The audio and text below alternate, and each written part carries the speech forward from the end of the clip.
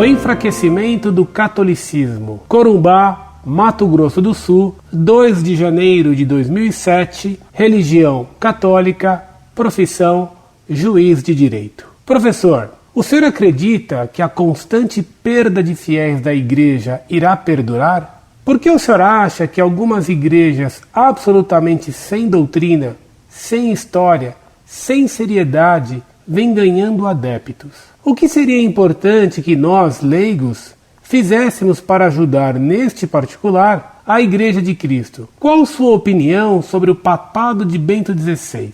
Obrigado. Que Deus e Nossa Senhora sempre lhe proteja. Muito prezado doutor, salve Maria.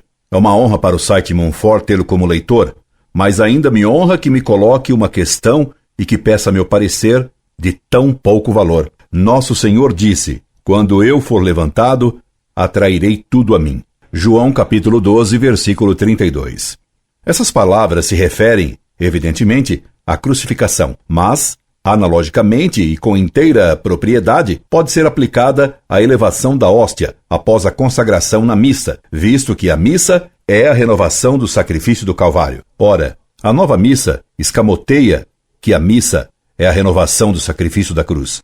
Ela escamoteia a noção de sacrifício propiciatório, escamoteia o ofertório e acentua de modo excessivo a ressurreição, dando a entender que todos estão salvos com a tradução de por multis, com a expressão por todos, e não por muitos. Agora, graças a Deus, condenada pelo Vaticano. Além disso, vários afirmam que a transubstanciação não é do pão e do vinho no corpo e sangue de Cristo, e sim da comunidade em Cristo.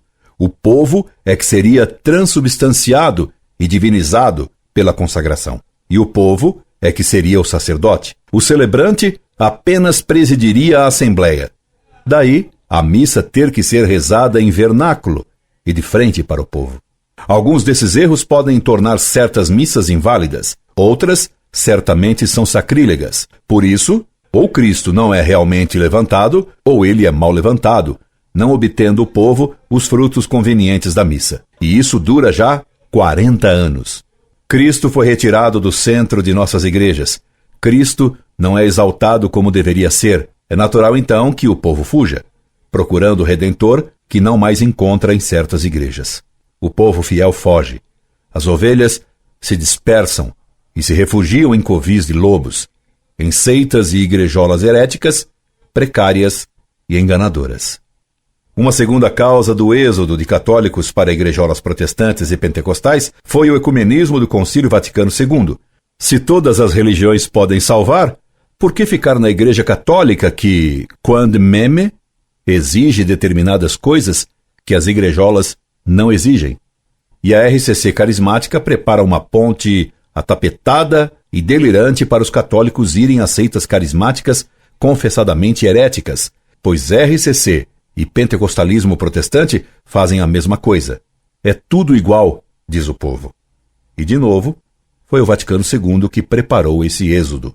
Uma terceira causa da dispersão das ovelhas fiéis foi a colegialidade preparada pelo Concílio Vaticano II e aplicada diligentemente após esse concílio. Pela colegialidade, os bispos se consideram agora independentes do Papa. Eles julgam chefiar igrejas autônomas. Recentemente, um arcebispo brasileiro, muito ecumênico, recusou atender ao pedido de algumas pessoas que lhe pediam a missa de São Pio V e declarou a elas que sabia do motu próprio, que ia liberar a missa de sempre, mas que depois que fosse promulgado o motu próprio do Papa, ele iria examinar o documento para ver o que faria. Não declarou que, sem dúvida, obedeceria ao que o Papa determinasse. Iria examinar. E muitos anunciam que resistirão ao decreto papal, preparando um cisma. É o que estão fazendo os bispos modernistas franceses, em particular o arcebispo de Estrasburgo. Se dissesse a um arcebispo que se iria estudar uma decisão dele para ver o que se iria fazer, esse arcebispo ficaria furioso e, democraticamente, exigiria uma obediência de lacaio. A colegialidade foi um golpe no poder papal. Os bispos obedecem ao Papa quando concordam com ele, e nem ligam para o Papa ou o desafiam quando discordam dele. Veja, doutor, o decreto que mandou recolocar os confessionários com grades nas igrejas. Quase ninguém o obedeceu. Veja o desconhecimento e a desobediência sistemática dos bispos e padres ao documento papal Redemptionis Sacramentum, coibindo os abusos na missa. Ninguém toma conhecimento dele e mantém os abusos que quer. Ainda agora, no fim de ano, o bispo de Corumbá promoveu cerimônia católica umbandista escandalosa. A colegialidade democratizou a igreja. A nova igreja conciliar e democrática é relativista. Hoje, cada um faz o que quer na igreja conciliar. Ninguém manda. Sobretudo, ninguém obedece. A igreja parece que virou república. A colegialidade feriu o pastor supremo, o Papa, e as ovelhas se dispersaram. Uma quarta causa do êxodo dos fiéis vem das heresias e da ignorância do clero modernista. Os sermões do novo clero aggiornato são um descalabro. A nova missa fez do sacerdote um showman, e para atrair o povo, os seminários se preocuparam em formar padres simpáticos, ridículos, atraentes, bonitinhos, labiosos, parladores ignorantes. Já não se distribui ao povo fiel o pão da palavra de Deus. O novo clero demonstra uma ignorância teológica ao nível de suas virtudes. Veja, doutor, o que acabo de ler num livreco de um desses padres moderninhos.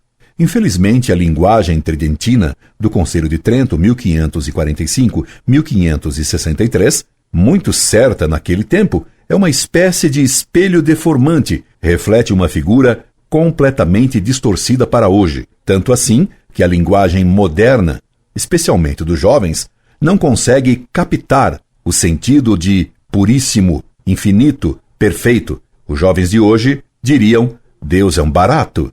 Crer em Deus é uma boa. Deus é legal. XYZ. Padre Luiz Bedin, creio.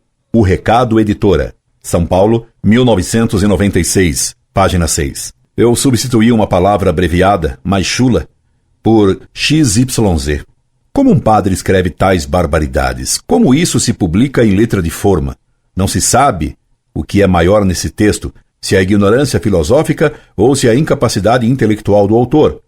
Para falar respeitosamente, um padre com esse nível intelectual e com esse cabedal filosófico e teológico pode atrair jovens que captam, mas que não entendem o que ouvem, porque captam pela linguagem deles, não pelo intelecto. Um padre com essa linguagem e com essa ausência de conhecimento, que refletem uma ausência completa de sabedoria, não pode atrair ninguém, nem jovens, por longo tempo. Tanto mais que os jovens, passados alguns anos, necessariamente amadurecem. O clero jovem, porém, não amadurece. Fica eternamente Zezinho. O clero jovem é uma vergonha para a igreja e, espiritualmente, é um enorme fracasso. Daí as contínuas apostasias e escândalos. Toda fonte só dá a água que tem. Em épocas de crise da igreja, crescem as seitas. Como em lavoura abandonada, crescem as ervas daninhas e o mato. Excomungados os erros, porém, se dará um rápido retorno das ovelhas perdidas ao redil. Quando Cristo for de novo sacramental e corretamente levantado, ele atrairá tudo e todos a ele. As seitas se derretem rapidamente ao calor do sol da justiça. As seitas são como fogo de palha, queimam rápido e rapidamente se fazem cinzas, que o vento de Deus varre e faz logo desaparecer, porque a misericórdia de Deus é infinita. O Senhor me pergunta o que nós leigos podemos fazer. Respondo-lhe: vigiar, rezar, estudar, dar bom exemplo, ensinar. Em suma, combater. É o que procura fazer a Montfort. Rogo-lhe que nos apoie com sua vigilância, com suas orações, com seus estudos e bom exemplo, ajudando-nos em nosso combate, por exemplo, com artigos e estudos que seriam aproveitados por nossos amigos em reuniões. Finalmente, o senhor pede que lhe dê minha opinião sobre o papado de Bento XVI.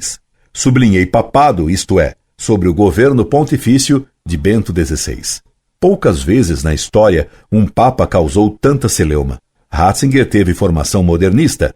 Durante anos defendeu teses bem progressistas, ao ponto de dizer que o Vaticano II era um antissílabus e que não era possível nenhum retorno ao que a Igreja fora antes do malfadado concílio pastoral de João XXIII e Paulo VI. Hoje, da extrema esquerda modernista, Golias, Adista, TL, etc., até entre os mais rígidos tradicionalistas da fraternidade sacerdotal, todos concordam que Bento XVI está mudando e que com suas medidas ele ameaça o Vaticano II. É claro que sempre haverá exceções, e estou pensando em Dom Williamson.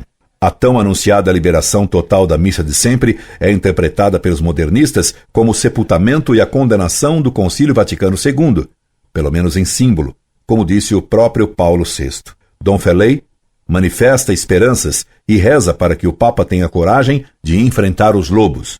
A Montfort faz o mesmo, reza pelo Papa e espera em Deus. A própria Delonga, em publicar o moto próprio, liberando a missa de sempre, comprova as enormes pressões que a esquerda herética faz sobre o Papa para impedir a publicação dessa medida, pois os modernistas veem nela um golpe decisivo e até mortal contra a heresia conciliar pastoral.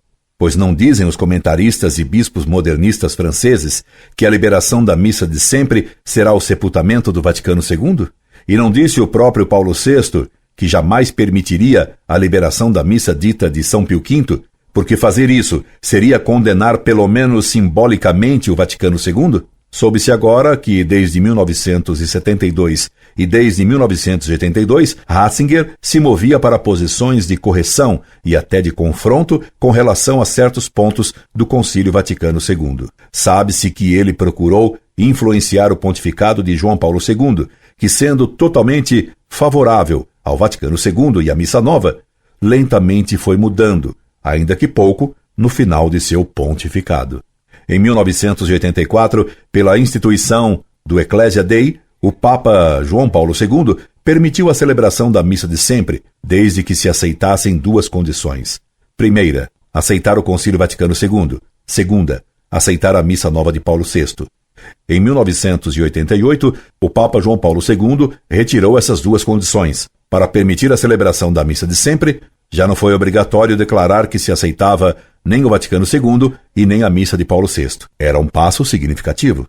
Agora, em 2006, o Papa Bento XVI fundou o Instituto Pontifício do Bom Pastor, com duas finalidades. Primeira, rezar só a missa de sempre. Segunda, criticar construtivamente o Concílio Vaticano II. Passou-se da exigência de aceitação da missa de Paulo VI para o direito de se rezar exclusivamente a missa de sempre. Foi uma mudança de 180 graus. E numa rota, mudar 180 graus significa fazer o caminho inverso, retornar. Claro que Bento XVI teve formação modernista e confessa que a teve, mas condena agora a teologia liberal e o método histórico crítico nos quais foi formado. Claro que, por isso mesmo, é natural que persistam nele traços e até manchas e vezos dessa formação modernista.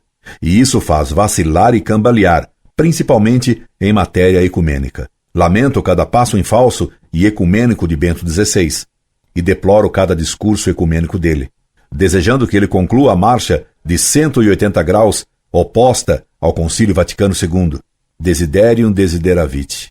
E rezo. Rezo por Bento XVI para que Deus o esclareça e lhe dê as forças necessárias para enfrentar os lobos, como ele mesmo pediu no início de seu pontificado, confessando que havia lobos e que ele, Papa, tinha medo dos lobos vaticanescos. Em Roma, cidade da loba, que Cristo fez a cidade do pastor, sempre haverá lobos, porque os lobos sempre rondam o redil. Há tanto tempo não se falava em lobos no Vaticano. Há tanto tempo funcionava, ocultamente, uma pontifícia comissão para o diálogo ecumênico dos pastores com os lobos. Rezemos pelo Papa, meu caro doutor. Incorde Jesus Semper, Orlando Fedeli.